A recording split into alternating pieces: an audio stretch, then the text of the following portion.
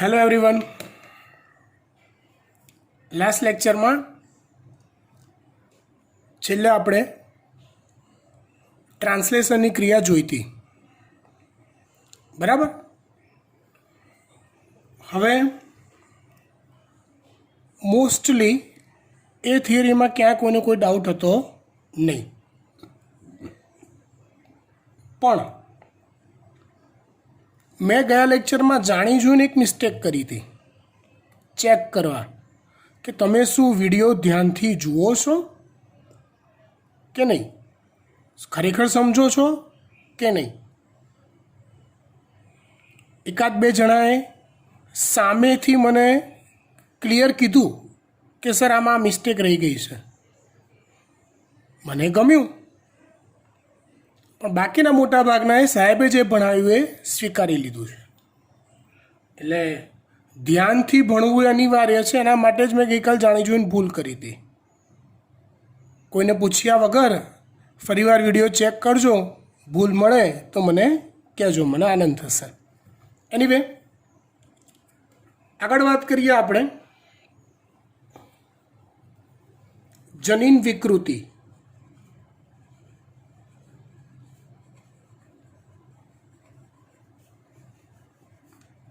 આમ તો આ જનીન વિકૃતિની ચર્ચા આપણે આગલા ચેપ્ટરમાં કરી ચૂકેલા છીએ. વિકૃતિના 3 પ્રકાર: શ્રંખસૂત્રોની સંખ્યાત્મક વિકૃતિ, રચનાત્મક વિકૃતિ અને જનીનિક વિકૃતિ. ચર્ચા આપણે કરી ચૂક્યા છીએ. અહીંયા થોડુંક એડિશન જે આપણને નીટમાં કામ લાગશે એ આપણે એડ કરીએ છીએ. જનીન વિકૃતિ એટલે શું? તો હવે આપણા મગજમાં એક કન્સેપ્ટ ક્લિયર થયો છે, જનીન સંકેત. કે જનીન સંકેતમાં ફેરફાર થાય તો એ ફેરફારની અસર એમિનો એસિડના સંશ્લેષણ પર થાય. કેમ કે જનીન સંકેત ચોક્કસ હોય તો ચોક્કસ પ્રકારના એમિનો એસિડનું સંશ્લેષણ થાય, અને પરિણામે કાં તો પ્રોટીન સંશ્લેષણ ન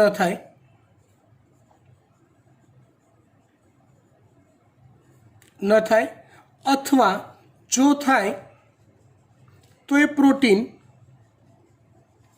ખામીવાળું તૈયાર થાય. મતલબ જેની જરૂર છે એ તો ન જ બને, રાઈટ. આવી જનીન વિકૃતિમાં મુખ્ય આપણા કામમાં આવે એવા મુખ્ય 2 પ્રકાર, જનીન વિકૃતિના 2 પ્રકાર છે. એ જ છે પોઈન્ટ મ્યુટેશન.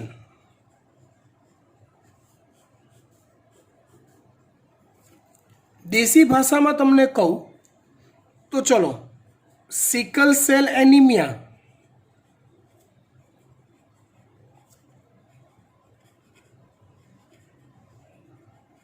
એ જનીનિક વિકૃતિથી સર્જાય છે, અને એ સર્જાવા માટે પોઈન્ટ મ્યુટેશનની ઘટના જવાબદાર છે.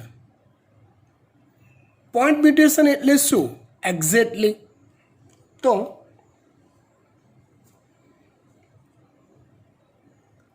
સમગ્ર જનીનમાં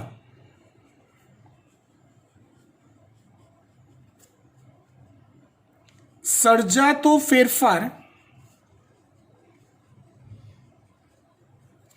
કોઈ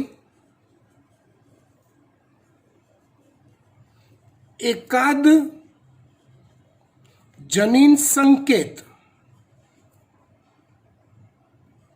પર જ અસર કરતો હોય,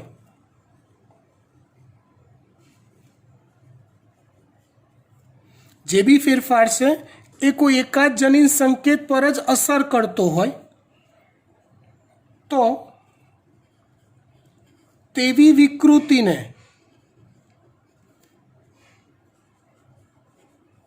પોઈન્ટ મ્યુટેશન કહેવાય.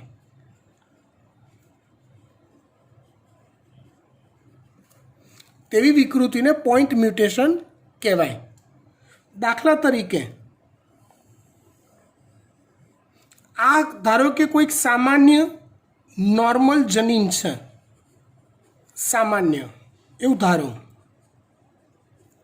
જ્યાં આવેલા ક્રમિક નાઇટ્રોજન બેઝ, અહીંયા હું જગ્યા છોડું છું સેજ વધારે, એટલે તમને જોવામાં અને સમજવામાં સરળતા રહે. ક્રમિક નાઇટ્રોજન બેઝ ધારો કે A C C A U G G G A C C G U A C C A U like આવા હોય નોર્મલ કન્ડિશનમાં. હવે હું નીચે બીજું સ્ટ્રક્ચર દોરું છું જેમાં હું પોઈન્ટ મ્યુટેશન એટલે સમજાવીશ.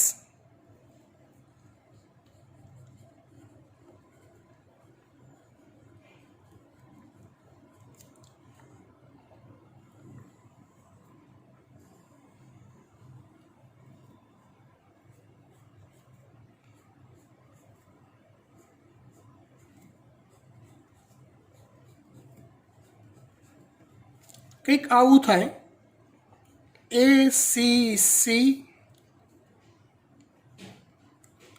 A G G G G A C C G U A C C A U.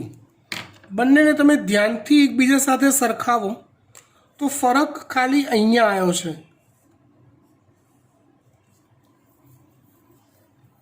ધારો કે અહીંયા યુની જગ્યાએ જી આવી ગયો કે કદાચ એ ગોઠવાયો હોત, અથવા એવા કોઈ ફેરફાર થયા હોત કે આ આખો જનીન સંકેત બદલાઈ જાય આટલો. પણ તમે સમજો, આની જગ્યાએ આ થયું ને, એ યુ જીની જગ્યાએ એ જી જી થયું ને, એટલે એવું જ માનવાનું કે આખો સંકેત બદલાઈ ગયો. તો જે ફેરફાર જનીન સંકેતમાં, જનીનમાં, ન્યુક્લિયોટાઇડમાં જે ફેરફાર કોઈ એકાદ જનીન સંકેત પૂરતો જ મર્યાદિત રહે તો એને પોઈન્ટ મ્યુટેશન કહેવાય. તો એને શું કહેવાય? Point mutation. અહીંયા મેં યુરેસિલ લીધું છે એટલે આ મેં mRNAનું સ્ટ્રક્ચર બનાવ્યું છે એમ કહેવાય. એટલે સામાન્ય જનીનમાંથી રચાયેલો mRNA છે. ધારો કે હું જનીન જ દોરું તો અહીંયા યુની જગ્યાએ ટી બનાવી દઉં તો જનીન થઈ જાય. જે ફેરફાર થાય એની ઇફેક્ટ જનીનમાં કે mRNAમાં ફક્ત એક જ જનીન સંકેત પૂરતી રહે, બાકી બધું એનું એ જ રહે. મતલબ સિકલ સેલ એનિમિયા યાદ કરો તો એમાં ખામીયુક્ત ગ્લોબિન પ્રોટીન સર્જાય છે, યાદ કરો. મતલબ ગ્લોબિન પ્રોટીન આખું પરફેક્ટ જ ખાલી બીટા શૃંખલાના છઠ્ઠા કાર્બન પરના એમિનો એસિડમાં જ ફેરફાર થયો. ઇટ મીન્સ બાકી આખું જનીન એનું એ જ, ખાલી પોઈન્ટ મ્યુટેશન થયું, એક જ જનીન સંકેતની ડિફેક્ટ થઈ અને એની જગ્યાએ એકની જગ્યાએ બીજા પ્રકારનો એમિનો એસિડ ગોઠવાઈ ગયો, તો એને કહેવાય છે પોઈન્ટ મ્યુટેશન. રાઈટ? ચલો,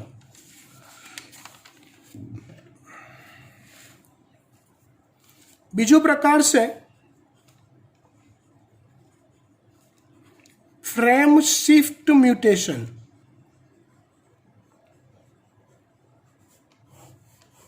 ઘણી જગ્યાએ આમાં ફ્રામ પણ આપ્યું હોય છે, અર્થ એક જ થાય. ફ્રેમ શિફ્ટ મ્યુટેશન મતલબ આખી ફ્રેમ બદલાઈ જવી. આખી ફ્રેમ બદલાઈ જવી કેવી રીતે? તો પહેલાં લખીએ આપણે જનીન સંકેતોમાં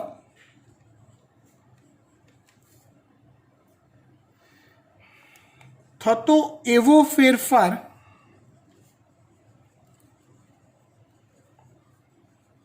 કે જે ક્રમમાં આવતા દરેકે દરેક જનીન સંકેત પર અસર કરતો હોય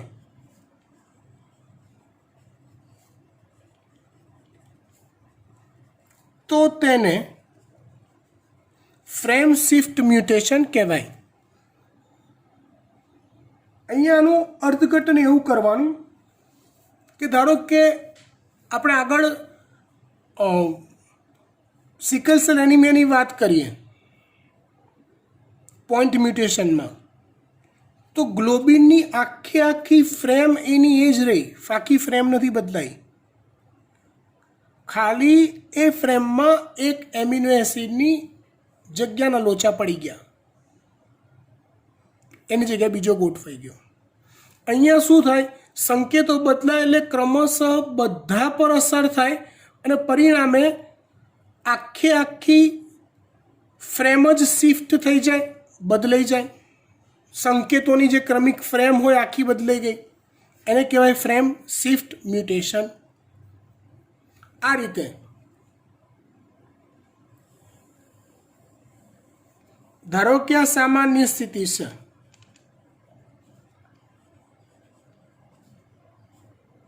ધ્યાન આપજો બરાબર.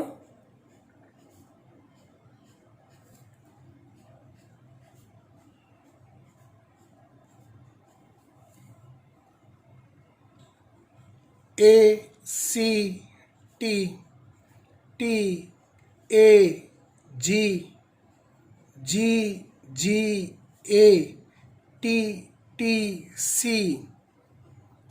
A T T G G T. Like આવો એક જનીન છે, આવો. હું અહીંયા ફ્રેમ શિફ્ટ વિકૃતિના 3 અલગ અલગ ટાઈપ આપીશ. ધારો કે વિકૃતિ થઈને કંઈક આવું બન્યું છે, સમજો હો.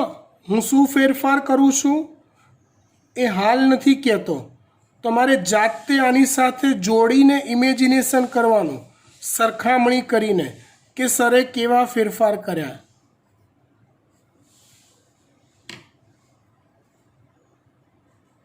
A C T T A A G G G A T T C A T T G G T અને એ ક્યાંક આગળ કેરી ફોરવર્ડ થતો હશે. અહીંયા તમે ધ્યાનથી જુઓ તો અહીંયા A C C T T T T A A જીની જગ્યાએ એ, પણ અહીંયા જીની જગ્યાએ એ નથી ગોઠવાયો, આખો એ નવો ઉમેરાયો છે.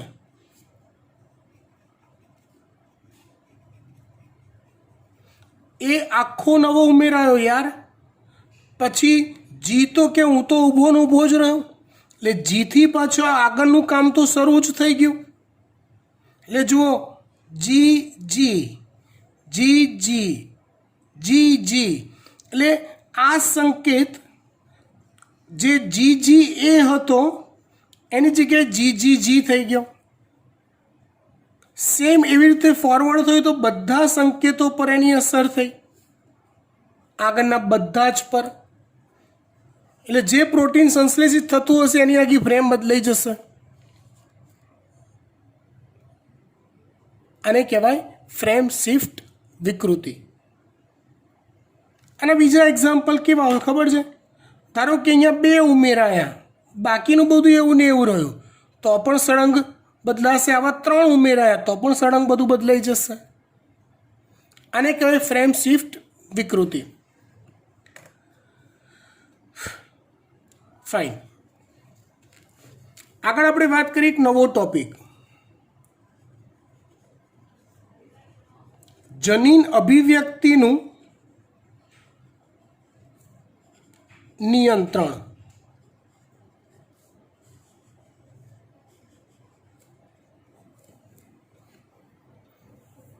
એકવાર રિમાઇન્ડર આપી દઉં, જનીન અભિવ્યક્તિ એટલે શું? તો અગાઉ આપણે જે સેન્ટ્રલ ડોગમાં જોયું, મતલબ ટ્રાન્સલેશન, અને એની પહેલાં થતી પ્રક્રિયા ટ્રાન્સક્રિપ્શન. ડીએનએમાંથી એમઆરએનએ બને, ટ્રાન્સક્રિપ્શન. એ એમઆરએનએનું ભાષાંતર થાય, એમિનો એસિડનું સંશ્લેષણ થઈ રિબોઝોમ પર પ્રોટીન બને, એ આખી સિક્વન્સ જોઈ, એ કહેવાય ટ્રાન્સલેશન. રાઈટ? તો એ આખી પ્રક્રિયાને જનીનની અભિવ્યક્તિ કહેવાય. કોઈ પણ જનીન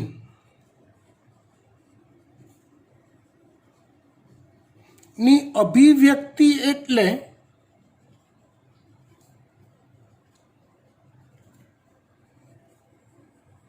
તે જનીન દ્વારા એના પરના સંકેતોના બેઝથી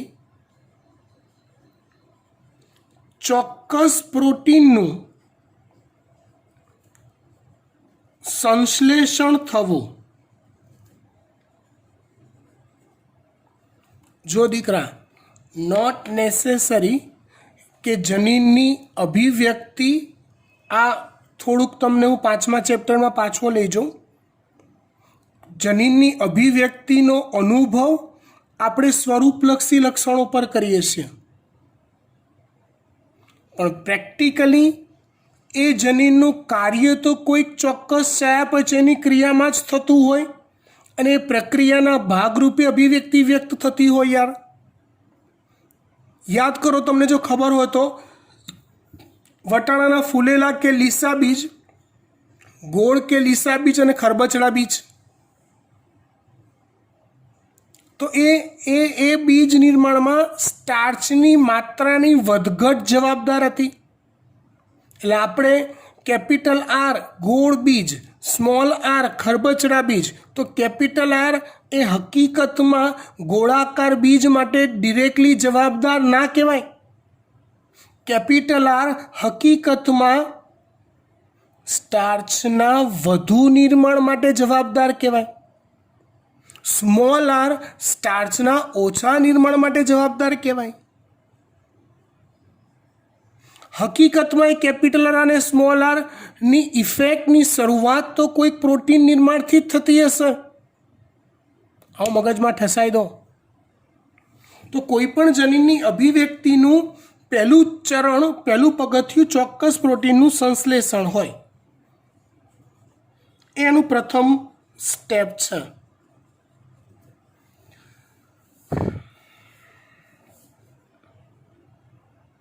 હવે જો કોઈ પણ જનીન હોય ને, એ જનીન સતત આખી જિંદગી શું અભિવ્યક્ત થયા જ કરે? હું તમને થોડુંક વિચારોના વાદળોમાં લઈ જાઉં, પછી ટોપિક પર આવીએ. શું કોઈ જનીન, તમારા મનને સવાલ પૂછજો, કોઈ જનીન એ સતત અભિવ્યક્ત થયા જ કરે? જો અહીંયા તમારું મગજ તમને પ્રભાવી પ્રચ્છન્ન પર લઈ જશે કે સાહેબ પ્રભાવી હોય તો અભિવ્યક્ત થાય, પ્રચ્છન્ન હોય તો ના થાય. બહુ સરસ, એગ્રી. હવે પ્રચ્છન્નને મૂકો બાજુ પર. હું કોઈક પ્રભાવી જનીનની વાત કરી રહ્યો છું. કોઈક પ્રભાવી જનીન છે તો એ શરીરમાં સતત અભિવ્યક્ત થયા જ કરે?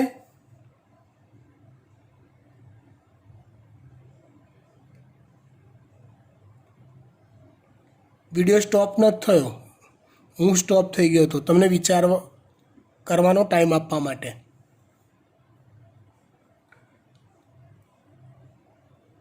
ચલો થોડીક આગળ હિન્ટ આપું કે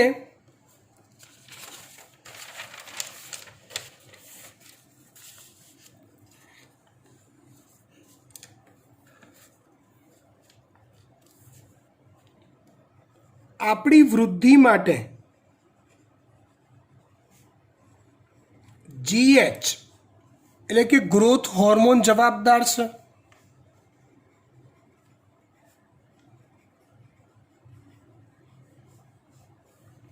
હા કે ના?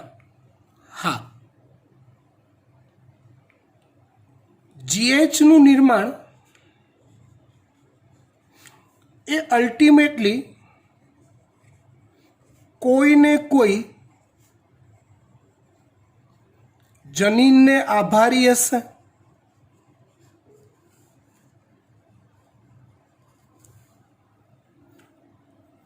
મારી વૃદ્ધિ થઈ એવું લાગે જ તમને?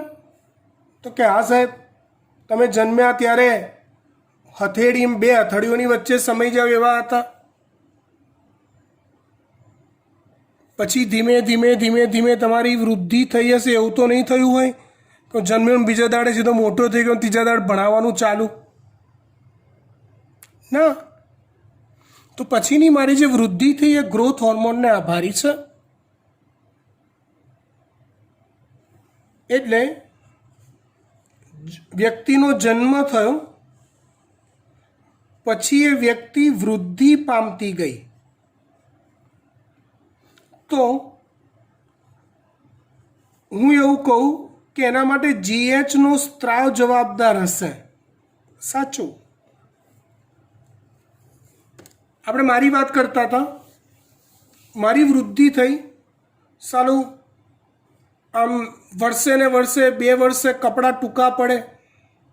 હકીકતમાં એવું ના હોય, કપડાં તો એટલા ને એટલા જ રહે. આપણે નહીં, મમ્મી એવું કહેતી હોય ત્યારે તમે જ્યારે 8મા 9મામાં હો ને ત્યારે બહુ લોચા પડે. તમારે લેવા હોય 4 જોડી કપડાં, મમ્મી અપાવે 1 જોડી. ખબર નહીં અમારે તો એવું હતું. હો ભાઈ, અમે તો નાના માણસો હતા, નાના છીએ હજી બી. અમારે હજી બી એવું કે ભાઈ ત્યારે મમ્મી એવું કહે, આપણે કે મમ્મી 2 લેવા છે, તો મમ્મી શું કહે ખબર છે? ના ભાઈ ના, ભાઈ જલ્દી ટૂંકા થઈ જાય છે. તો એ કપડાં ટૂંકા ના થાય, તમારી વૃદ્ધિ થઈ જાય છે. સાચી વાત હે ને? તમારી વૃદ્ધિ થઈ જાય છે. પણ 16-17 વર્ષ થયા પછી સાલું અચાનક હાઈટ વધવાની બંધ થઈ ગઈ, વૃદ્ધિ અટકી ગઈ. તો ત્યાર પછી શું થયું?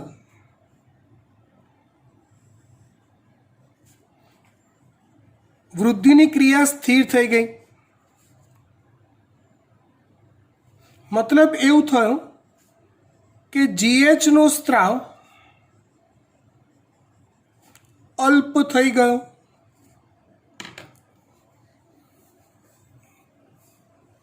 કારણ કે GH નો સ્ત્રાવ ક્યારેય બંધ તો થાય જ નહીં. એના માટેનું ટેકનિકલ બીજું રીઝન છે, જે જ્યારે અંતઃસ્ત્રાવનું ચેપ્ટરમાં GH ચલાવીશ ને ત્યારે હું શીખવાડીશ. એકચ્યુઅલી GH છે ને એ કોષની જીવિતતા માટે જવાબદાર છે. પિચ્યુટરી ગ્રંથિમાંથી જો GH નો સ્ત્રાવ આજે થવાનો બંધ થઈ ગયો ને તો કોષ એક્ટિવ નહીં થાય, આપણું મૃત્યુ. એટલે GH નો સ્ત્રાવ તો થાય જ, ડેલી થાય. દરેક કોષને જઈને ટકોરા મારી આવે, ગુડ મોર્નિંગ, આપણે GH છીએ હો ભાઈ, કામ ચાલુ રાખો. એટલે કોષો કામ કરે એટલે શરીર તંત્ર યંત્ર કામે વળગે. એનીવે, તો ઇન શોર્ટ હું એવું કહું કે ભાઈ જન્મ પછી શરૂઆતના તબક્કામાં GHના નિર્માણ માટેના જનીનો અભિવ્યક્ત થતા હતા. અમુક ઉંમર પછી એ જનીનો અભિવ્યક્ત નહોતા થતા. ચલો એક બીજું ઉદાહરણ આપું, તમારા મગજમાં વાત બેસી ગઈ આ હું શું કહેવા માગું છું. એટલે GHનું જનીન આજીવન એક સમાન અભિવ્યક્તિ દર્શાવતું નથી. એક બીજું લોજિક આપી શકાય. આપણે બાયોલોજી સ્ટુડન્ટ છે, બી ફ્રેન્ક. હું પોતે મેલ છું, નર પુરુષ છું. શુક્રપિંડ એ જન્મજાત મારા શરીરમાં હતા જ. પણ હું જ્યારે નાનો હતો ને, ત્રીજા ચોથામાં, અને કોઈક ફોન પર મારી જોડે વાત કરે ને તો ખબર ના પડે કે આ છોકરો બોલે છે કે છોકરી બોલે છે. આવું બધાને હોય. પણ જેવો હું 11, 12, 13 વર્ષનો થયો ને, ધીમે ધીમે મારો અવાજ ઘેરો થતો ગયો. મારા દાઢી મૂછ પર થોડા થોડા વાળ આવતા ગયા. મારો શરીરનો બાંધો વધારે મજબૂત બનતો ગયો. Because of testosterone, because I am a મેલ.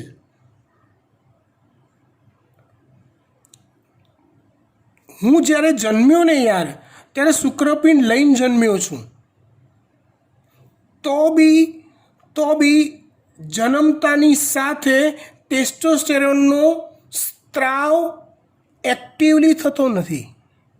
એ 13 વર્ષની ઉંમર પછી જ થયો. ખ્યાલ આવે છે વાત? મારું શુક્રપિંડ શુક્રકોષોનો સ્ત્રાવ કરતું, નિર્માણ કરતું એ 13-14 વર્ષ પછી જ થયું. ઇન શોર્ટ, તો શું શુક્રકોષોનું નિર્માણ કરતા જનીનો કે ટેસ્ટોસ્ટેરોનનો સ્ત્રાવ કરતા જનીનો 13 વર્ષની ઉંમર પછી ઉમેરાયા? ના, પહેલેથી હતા જ. પણ એ જનીનો એ વખતે અભિવ્યક્ત નહોતા થયા. હતા પણ અવ્યક્ત રહ્યા. ઇન શોર્ટ એવું કહેવાય, જ્યારે જરૂર હોય ત્યારે જ જનીનો અભિવ્યક્ત થાય છે, અને જરૂર ન હોય ત્યારે નિષ્ક્રિય થઈ જાય છે. આ કેવી વાત છે કે હું અત્યારે ઉનાળાની બપોર છે, મારા રૂમમાં બેસું તો પંખો ચાલુ કરું કે એસી ચાલુ કરું છું, અને રૂમની બહાર ગયો એટલે હું સ્વિચ બંધ કરી દઉં છું.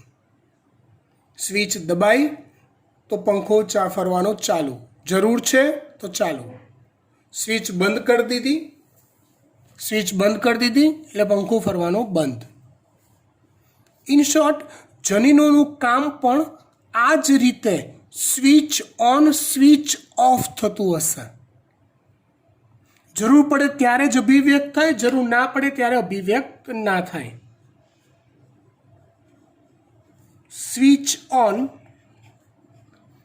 ઓફ ની જેમ જનીન અભિવ્યક્તિ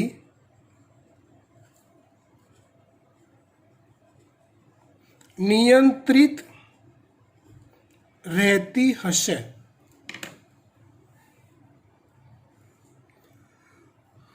ઓકે, આઈ થિંક વાત ખબર પડી ગઈ. હવે આગળ વાત કરું તો આપણે સુકોષ કેન્દ્રી પ્રાણીઓ છે. ઉચ્ચ કક્ષાના, જેને આપણે જટિલ કહી શકીએ. તો આવા સજીવોમાં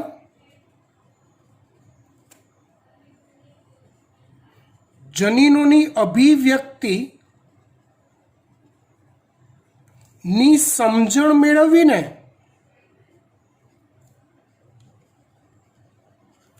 ખૂબ જ અઘરી છે. કેમ કે એ જનીન અભિવ્યક્તિની મેથડ બહુ જ ગૂંચળામય છે, વિચિત્ર, ટિપિકલ. અલગ અલગ જનીનની અલગ અલગ સ્ટ્રેટેજી હોય. ગુડ, ડેન્જર, ખબર ના પડે એવી. એટલે વૈજ્ઞાનિકોએ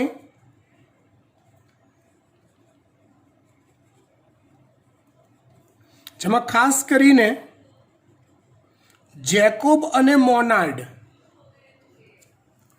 આ બે વૈજ્ઞાનિકોએ ઇકોલાઈ અને સાલ્મોનેલા જેવા બેક્ટેરિયા પર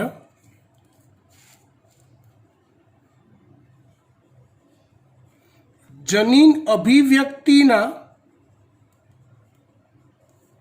નિયંત્રણનો અભ્યાસ કર્યો. જે પ્રમાણમાં ઇઝી છે, કેમ કે સજીવ એક કોષ છે, એમાંય આદિકોષ કેન્દ્રી, મતલબ સામાન્ય પ્રકારના લક્ષણો ધરાવતા હોય. આપણે ઉચ્ચ કક્ષાના પ્રાણીઓ છે, બહુ જટિલ લક્ષણો ધરાવીએ છે. એવા જનીનોનું બંધારણ બી જટિલ હોય, એવા જનીનોનું અભિવ્યક્તિની મેથડ પણ જટિલ હોય. હવે મારે તમને કે પાઠ્યપુસ્તક લખવાવાળાને તમને વૈજ્ઞાનિક તો હાલ બનાવવાની જવાબદારી છે નહીં, રાઈટ? એટલે શું છે કે ભાઈ બેઝિક જનીન અભિવ્યક્તિનું નિયંત્રણ કેવી રીતે થાય એ બાળકો સમજી લે એટલે ઘણું. એટલે આપણા કોર્સમાં એટલી જ વસ્તુ છે. જોઈએ આપણે આગળ.